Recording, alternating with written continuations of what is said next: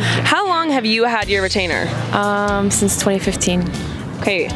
Have you ever gotten it kind of gross or broken or lost or anything like that? Yeah, it's actually been replaced 3 times. I had braces like 4 years ago, and anyways, I've been trying to clean my retainers for a long time. My mom was a dental hygienist, and so I got her tools out, and I kind of like was cleaning it so hard that I stabbed through the retainer, and it's still like that. It's still dirty. So. Oh my goodness! Wow. Yeah, mine is cracked.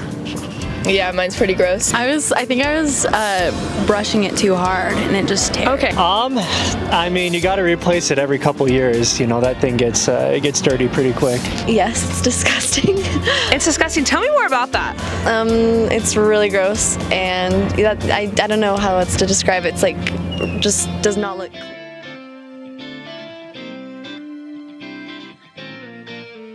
How much did you pay for your retainer? Do you have an idea? Probably around 800.